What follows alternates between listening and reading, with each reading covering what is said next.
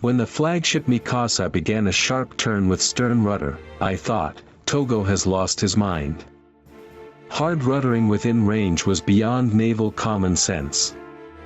I was convinced we would win. I ordered the entire fleet to open fire.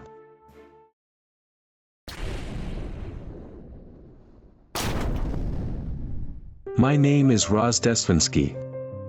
I was Commander-in-Chief of the Russian Baltic Fleet.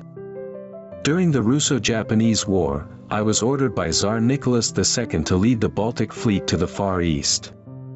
The plan was to join the Far East Fleet in Port Arthur and secure control of the Sea of Japan. Controlling the Sea of Japan would cut off supplies for the Japanese army fighting on the Korean Peninsula and in northeastern China. The Baltic Fleet consisted of over 40 ships, including my flagship, the Suvorov, and even a hospital ship.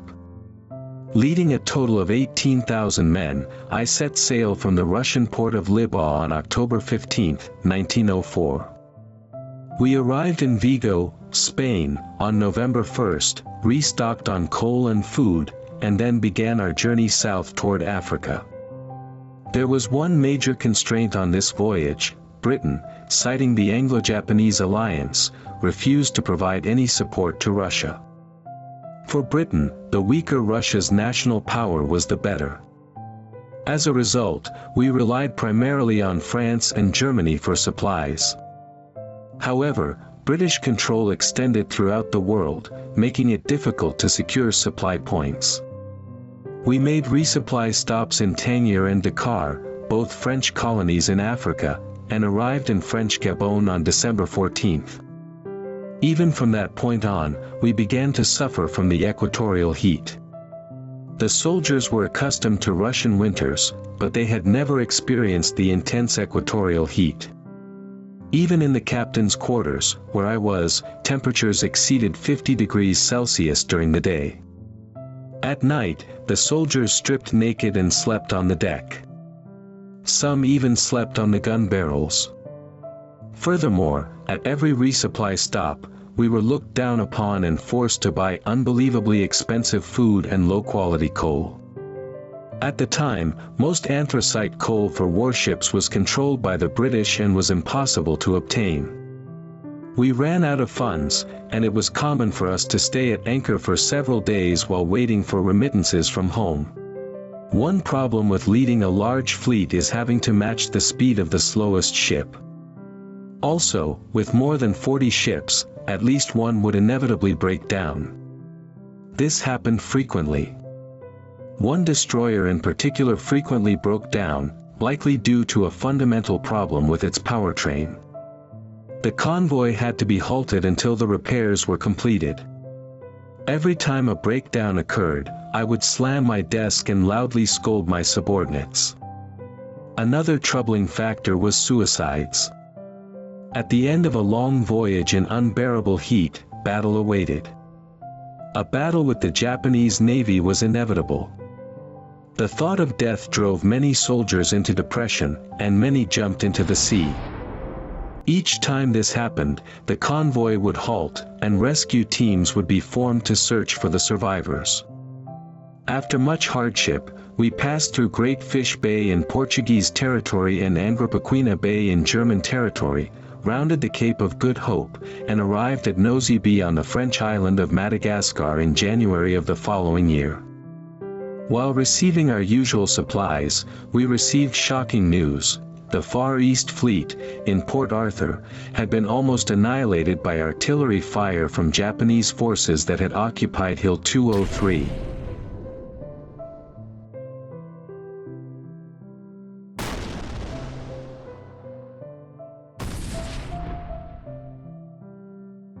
My mission was to rendezvous with the Far East Fleet.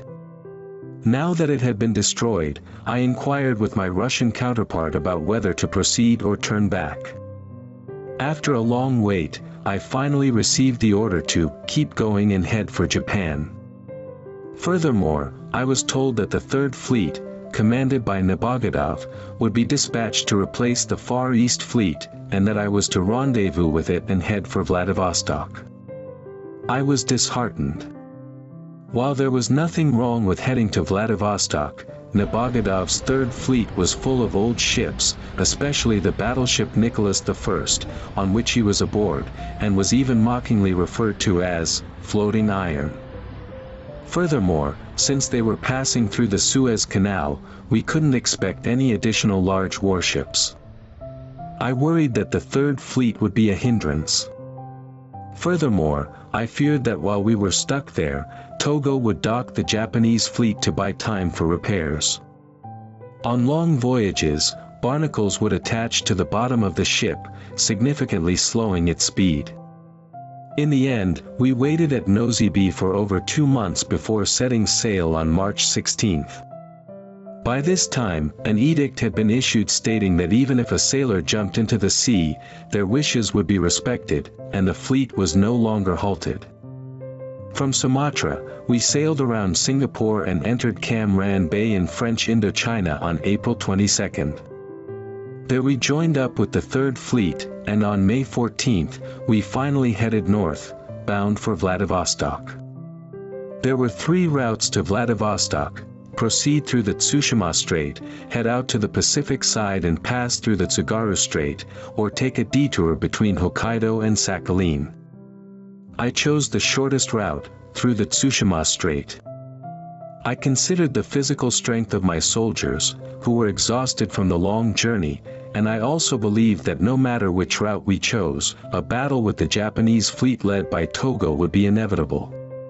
As we passed east of Taiwan, passed through Shanghai, and approached Japan, we were spotted by numerous Japanese scout boats. Convinced we were heading for the Tsushima Strait, Togo ordered the Japanese fleet, anchored in Jinha Bay, to drop coal. They maximized the speed of their warships, aiming for a quick battle.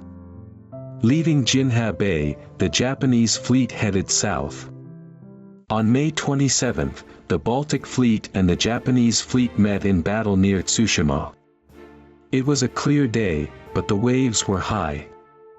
The Baltic Fleet consisted of the 1st Battleship Fleet, led by my flagship Suvorov, and the 2nd Battleship Fleet, led by the battleship Oslavia, heading north in 2 columns, followed by the 3rd Fleet, led by Nebogudov.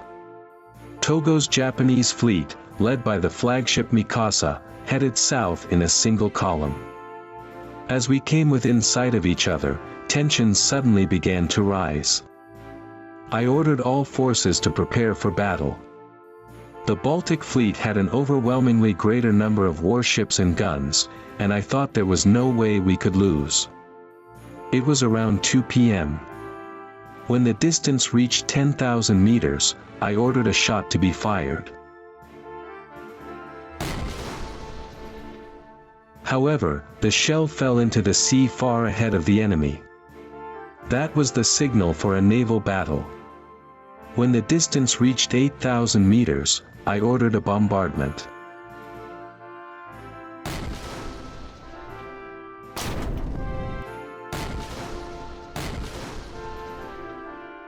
The Baltic Fleet opened fire, but the Japanese fleet did not fire a single shot. I wondered why they were not firing even though they were within firing range, and then an unbelievable sight unfolded before my eyes. Suddenly, the flagship Mikasa made a hard left turn with the helm at full speed. Making a sharp turn within firing range is an unthinkable action in naval terms. Aiming during the turn would be impossible, making it impossible to fire. Furthermore, while turning, they appeared to be a stationary target. Moreover, it would turn the ship's side toward us. It's like 2 men standing together with pistols drawn in a duel, when one suddenly lowers his pistol and looks away. Naturally, I ordered an all-out attack. "Togo has gone mad," a voice in the conning tower said. All of the Baltic Fleet's ships concentrated their fire on the Mikasa, which was showing its flank. Several shots were confirmed to have hit the Mikasa. Following behind the Mikasa, the entire Japanese fleet made sharp turns with full force. During this time, the Japanese fleet did not fire a single shot. Even as they were being fired upon, they increased their speed, as if to keep the Baltic fleet's head down. Then, when the distance was 5,000 meters, the Japanese fleet began a simultaneous barrage. They particularly poured concentrated fire on the flagship Suvorov and the battleship Oslavia, the leader of the second battleship fleet. A massive fire broke out on the Oslavia first, igniting its explosive stores, causing it to explode and sink. The flagship Suvorov also broke out on fire, and a gunshot hit its conning tower, severely damaging it. Another direct hit then completely destroyed the conning tower.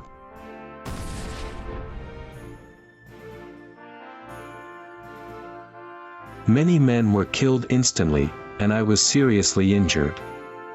My subordinates carried me in a lifeboat to another destroyer. The flagship Suvorov caught fire, its steering broke down, and it was left to drift at sea. After the Battle of Tsushima, Togo said this in an interview with foreign media. The naval battle with the Baltic fleet lasted 2 days, but the outcome was decided in the first 30 minutes. The Baltic fleet initially headed south, then headed north, weaving its way between the Japanese fleet. After a while, fog rolled in, reducing visibility, and the Japanese fleet lost sight of the Baltic fleet. Around 4 p.m., the Baltic fleet regrouped and headed north at full speed. Meanwhile, Togo also determined that the Baltic fleet was heading for Vladivostok and pursued them at full speed. Eventually, the Japanese fleet spotted the Baltic fleet off their port side. A second all-out attack began. The battleship Alexander III caught fire and sank,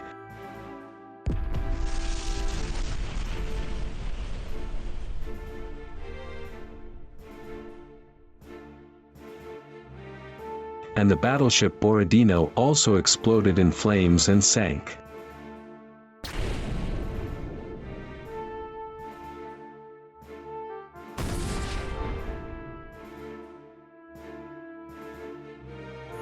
The other ships of the Baltic fleet were scattered and defeated. At 7:30 p.m., Togo ordered the bombardment to cease and instructed the capital ships to assemble at Ulleungdo Island in preparation for the next day's battle.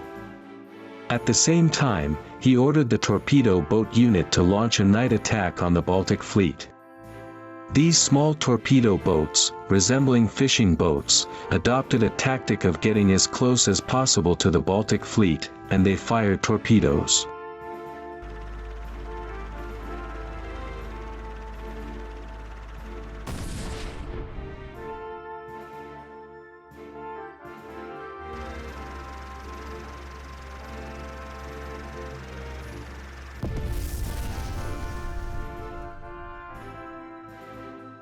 For capital ships fell prey to the torpedo boats, and within a single day and night, the Baltic fleet was nearly annihilated. In the end, the battleship Nikolai I, commanded by Admiral Nebogodov, was the last remaining ship, heading for Vladivostok with 4 other warships. Nebogodov was an experienced commander, and his fleet sailed without lights at night, successfully avoiding torpedo boat attacks. However, they were severely damaged, and one cruiser had taken on a large amount of water, limiting their speed. Around 5 a.m. on the following day, the 28th, the 5 ships were spotted by the Japanese fleet scout boats. After receiving a call via radio, Togo determined their exact location and sent a capital ship toward them. Other Japanese fleet ships circled around the left side of the remaining Baltic fleet, blocking their escape route. They then waited for the main force to arrive. Just after 8 a.m., the capital ships, including the Mikasa, arrived, completely blocking their path. Considering the lives of the 2,500 crew members on 5 ships, Commander Nebogodov raised the white flag and surrendered. Thus, the Battle of Tsushima ended with an overwhelming victory for the Japanese. The destroyer I was transferred to was captured by a Japanese destroyer, and after receiving treatment at a hospital in Sasebo, I was repatriated. Nicholas II awarded me a medal for fighting despite being seriously injured. Meanwhile, Commander Nabogudov was court-martialed and sentenced to death for surrendering without fighting. However, due to petitions from various countries, the sentence was not carried out. What did you all think? Looking back now, Admiral Togo must have bet Japan's fate on the bold move of fully maneuvering within range. As a result, the Baltic Fleet suffered losses of 21 ships sunk, 6 captured, over 4,800 killed, and over 6,100 taken prisoner. Meanwhile, the Japanese fleet suffered losses of 3 torpedo boats sunk and 117 killed, resulting in an overwhelming victory for Japan. You can read more about this incident in Volume 21 of Kitan Club. This work can also be enjoyed as a mystery novel that unravels the mystery behind the seppuku suicide of a soldier and poet. Please search for it on kitan-stories.com and read it. Well, I'll see you in the next video. Kitan Club invites you into mysterious stories.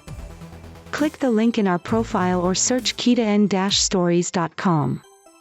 We look forward to your visit and will provide you with free samples. Please click like and subscribe.